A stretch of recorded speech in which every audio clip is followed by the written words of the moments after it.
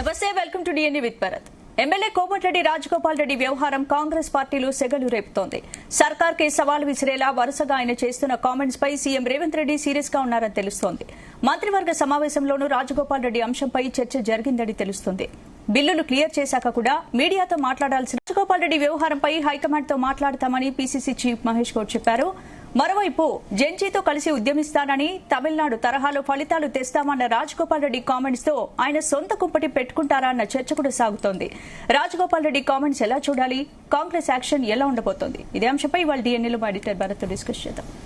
భరత్, రాజగోపాల్ రెడ్డి వ్యాఖ్యలు కాంగ్రెస్ ప్రభుత్వానికి వ్యతిరేకంగా చేసిన సవాల్గానే చూడొచ్చంటారా? అంటే రాజగోపాల్ రెడ్డి నిన్న ఏపూరి సోమన్న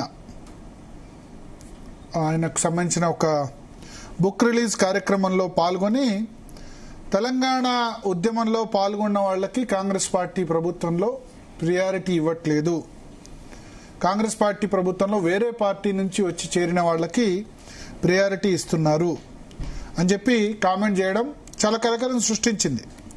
ఇది కొత్త కాదు, రాజగోపాల్ రెడ్డి కామెంట్ చేయడం చాలాసార్లు మాట్లాడారు. బట్ ఇప్పుడు కొద్ది కాలంగా మౌనంగా ఉన్నారు, కంటిన్యూస్ గా మాట్లాడట్లేదు. రాజగోపాల్ రెడ్డి కూడా చాలా స్ట్రాటజీ అంటే వ్యూహాత్మకంగా ఆయన వ్యవహరిస్తున్నారు. కంటిన్యూస్ గా రోజుకోసారి ఇవ్వకుండా అప్పుడప్పుడు 2-3 నెలలకోసారి మాట్లాడుతూ ఒక జలక్ ఇస్తున్నారు కాంగ్రెస్ పార్టీకి, ప్రభుత్వానికి. ఉద్దేశం అందరికీ తెలిసిందే ఎందుకు రాజగోపాల్ రెడ్డి ఈ విధంగా మాట్లాడుతున్నారు అన్నది.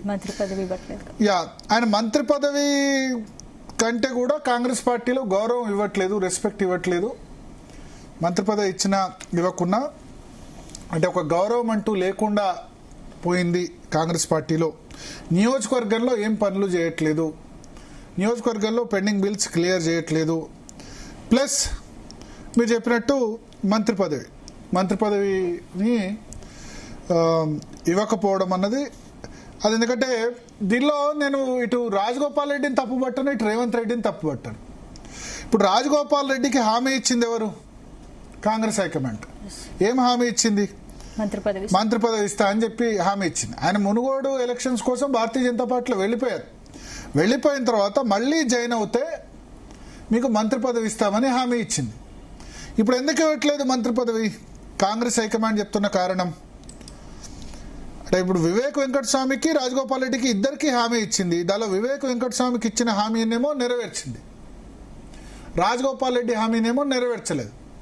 సో వివేక్ వెంకటస్వామికి ఇచ్చిన హామీ నెరవేర్చి రాజగోపాల్ రెడ్డికి ఇచ్చిన హామీ నెరవేర్చకపోవడం కనుక వాళ్ళు చెప్తుంది ఏంటంటే అదే జిల్లాలో అదే మంత్రివర్గంలో అదే జిల్లాకు సంబంధించి వాళ్ళ సోదరుడు ఉన్నాడు, కోమటిరెడ్డి వెంకటరెడ్డి ఉన్నారు. ఏమో బిల్లులు క్లియర్ చేసిన తర్వాత మీడియా ముందు మాట్లాడడం క్రమశిక్షణ ఉల్లంఘన అని ఆలోచిస్తుంది. కానీ రాజగోపాల్ రెడ్డి వర్షన్ చూస్తే అసలు మంత్రి పదవే వద్దు అనేది తన టార్గెట్ వేరేలాగా ఉంది. అసలు ఏంటి, ఎలా చూడొచ్చు? సో అంటే ఇప్పుడు ఒక్కసారి ఇవాళ క్యాబినెట్ లో చర్చకు వచ్చిందట ఈ అంశం. అంటే అధికారులు వెళ్ళిపోయిన తర్వాత రేవంత్ రెడ్డి మంత్రులతో చర్చించారు. మరి రాజగోపాల్ రెడ్డి నిన్న చేసిన కామెంట్స్ తో మీరు ఏకీభవిస్తారంటే క్యాబినెట్ లో ఉన్న మెజారిటీ మంత్రులు ఏకీభవించలేదట. ప్లస్ ఆ సందర్భంగా రేవంత్ రెడ్డి కూడా అన్నారట, బిల్లులు క్లియర్ చేసినా సరే ఎందుకు అంటే బిల్లులు అంటే ఆయన కాన్స్టిట్యున్సీకి సంబంధించో లేకపోతే ఆయన కాంట్రాక్టు సంస్థను సుషి ఇన్ఫ్రాస్ట్రక్చర్ క్లియర్ చేసినా సరే ఎందుకు ఈ విధంగా మాట్లాడుతున్నారు అని చెప్పి. సో ఇప్పుడు రేవంత్ రెడ్డి యాంగిల్లో ఆలోచిద్దాం. రేవంత్ రెడ్డి ఏంది, హామీ ఇచ్చింది నేను కాదు, అప్పుడు ఆయన పీసీ చీఫ్ గానీ ఆయన ముఖ్యమంత్రి కాదు. రేవంత్ రెడ్డి సమ్మతితో చేరలేదు రాజగోపాల్ రెడ్డి, డైరెక్ట్ గా హైకమాండ్ తో మాట్లాడుకొని చేరారు. సో ఎందుకంటే రేవంత్ రెడ్డిని వ్యతిరేకించే కదా కోమటిరెడ్డి వెంకటరెడ్డి, రాజగోపాల్ రెడ్డి ఇద్దరు కూడా వ్యతిరేకించారు. వెంకటరెడ్డి అయితే పీసీ చీఫ్ 50 కోట్లు పెట్టి రేవంత్ రెడ్డి కొన్నారని ఆరోపించారు. అట్లాగే రాజగోపాల్ రెడ్డి మునుగోడు బై ఎలక్షన్ సందర్భంగా రాజగోపాల్ రెడ్డికి రేవంత్ రెడ్డికి చాలా రచ్చ కూడా నడిచింది. సో నడిచిన సందర్భంలో మునుగోడు బై ఎలక్షన్స్ లో కోమటిరెడ్డి వెంకటరెడ్డి లేరు, ఆస్ట్రేలియా వెళ్ళిపోయినారు. ఆ బై ఎలక్షన్ సమయంలో అసలు ఇండియాలోనే అందుబాటులో లేరు. సో అందుకని